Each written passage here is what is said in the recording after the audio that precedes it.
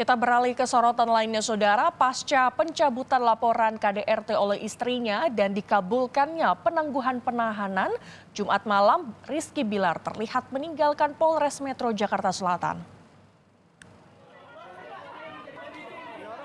Usai permohonan penangguhan penahanan dikabulkan penyidik unit PPA Polres Jakarta Selatan, Rizky Bilar didampingi kuasa hukumnya terlihat keluar dari Polres Jakarta Selatan. Rizky juga sempat meminta maaf kepada istrinya dan keluarga besar. Sementara secara terpisah, istri Rizky Bilar, Lesti Kejora, juga meninggalkan Polres Metro Jakarta Selatan melalui pintu berbeda. Namun, Lesti enggan memberikan komentar. Bahwa hari ini Rizky Bilar ditangguhkan penahanannya dan kemudian kita juga sudah mengikuti mediasi untuk restoratif justice. Ya, kita sudah mengikuti tadi, sudah dipertemukan Bilar juga dengan istrinya Lestiani dan juga seluruh peserta gelar dan ditanyakan apakah ingin melanjutkan perkara ini atau tidak. Jawaban mereka adalah mereka ingin menyelesaikan secara kekeluargaan, mereka ingin menyelesaikan cukup sampai di sini. Mereka sudah saling bermaafan dan sudah tidak mempermasalahkan lagi dan berjanji tidak akan menuntut ataupun menggugat dan hal-hal yang lain di kemudian hari. Itu tadi hasil hari ini. Dan hari ini Rizky Bilar akan keluar dari tahanan dan boleh kembali. Saya sudah meminta maaf kepada istri saya dan keluarga besar dan juga masyarakat. Ya mudah-mudahan saya harap dengan kejadian ini bisa menjadi pembelajaran berharga bagi saya untuk bisa lebih baik lagi ke depannya. Dan mudah-mudahan dengan kejadian ini pula bisa membuat rumah tangga kami semakin kokoh, semakin kuat, tidak terpengaruh terhadap hal apapun dan siapapun. Sebelumnya, polisi mengabulkan permohonan penangguhan penahanan tersangka KDRT Rizky Bilar yang diajukan Lesti Kejora dan pihak keluarga Rizky Bilar. Kapolres Metro Jakarta Selatan, Kombes Ade Ari mengatakan permohonan penangguhan penahanan maupun pencabutan laporan KDRT yang diajukan pedangdut Lesti Kejora dilakukan tanpa tekanan. Meski demikian, proses penyidikan Rizky Bilar masih berlanjut sehingga Rizky Bilar yang telah ditetapkan sebagai tersangka KDRT harus menjalani wajib lapor. Penangguhan penahanan dari istri tersangka dalam hari ini korban dan juga permohonan penangguhan penahanan dari penasihat hukum tersangka kami kabulkan.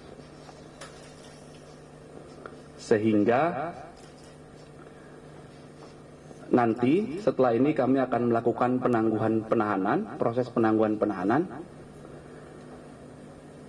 Ada kewajiban berdasarkan pasal 31 ayat 1 KUHP yang harus dilakukan oleh tersangka yang dikabulkan permohonan penangguhan penahanannya, yaitu wajib lapor.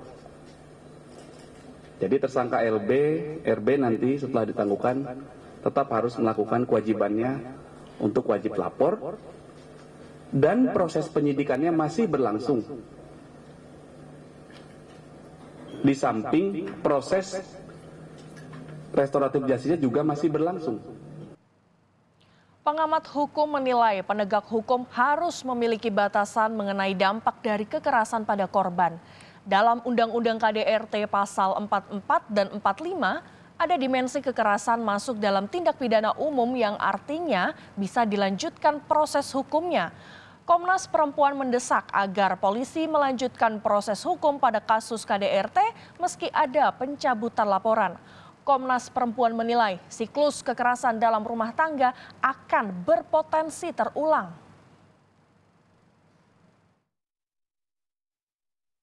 Kalau kekerasan itu tidak mengakibatkan orang luka parah, ya satu.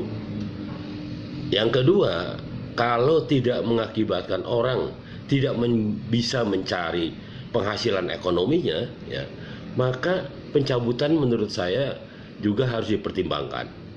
Bahkan menurut saya proses pidananya harus ditransfer atau dialihkan menjadi tindak pidana umum.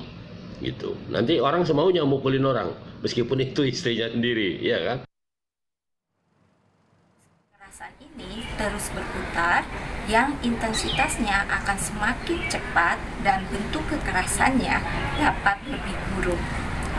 ketika pencabutan laporan ini tidak mempertimbangkan adanya siklus kekerasan ini, maka dimungkinkan terjadi keberulangan.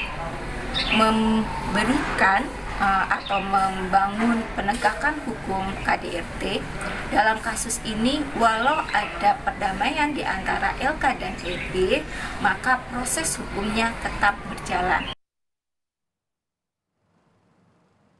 Tindakan kekerasan pada Lesti Kejora yang dilakukan oleh Rizky Bilar dilaporkan terjadi 2 kali.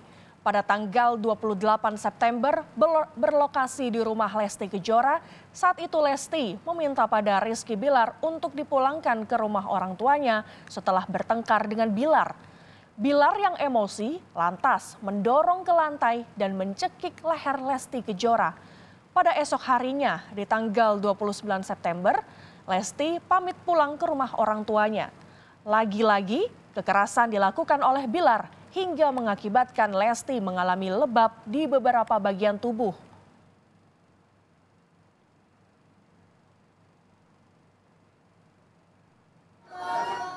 Penetapan Rizky Bilar sebagai tersangka KDRT bukan tanpa alasan. Penyidik telah mengantongi sejumlah bukti, antara lain hasil visum fisik Lesti Kejora. Kalau diingat sebelumnya pernah beredar sebuah foto menunjukkan Lesti menggunakan penyangga leher saat terbaring di rumah sakit beberapa waktu lalu. Selain itu, ada rekaman CCTV. Dalam rekaman kamera pemantau yang beredar terlihat Rizky Bilar melempar bola biliar ke arah Lesti. Video ini adalah salah satu bukti pendukung yang disampaikan ke polisi bahwa Lesti diduga mendapatkan KDRT berulang kali.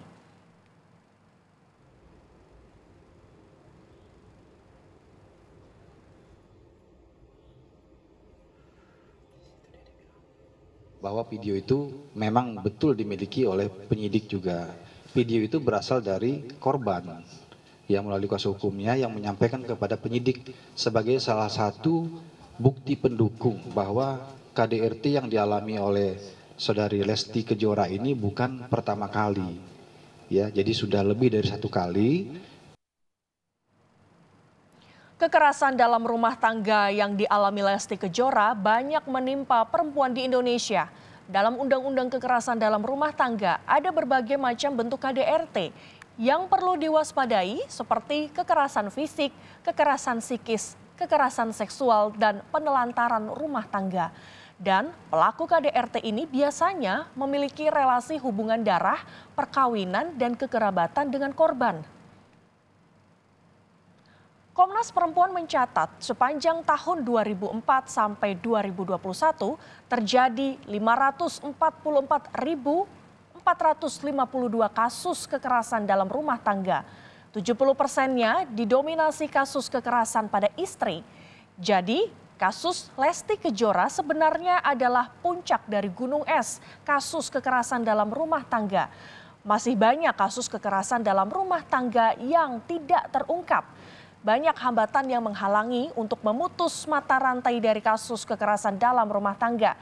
Salah satunya tingginya angka korban yang mencabut laporan atau pengaduan dan belum maksimalnya penjatuhan pidana tambahan pembatasan gerak pelaku. Komisioner Komnas Perempuan Raini Huta Barat menilai hambatan-hambatan ini muncul karena banyak masyarakat yang menganggap KDRT sebagai fenomena tabu, korban merasa malu dan demi menjaga nama baik keluarga, serta adanya ancaman dari pelaku agar tidak melapor. Penyelesaian kekeluargaan justru memberikan impunitas pada pelaku dan merugikan hak korban atas restitusi dan pemulihan.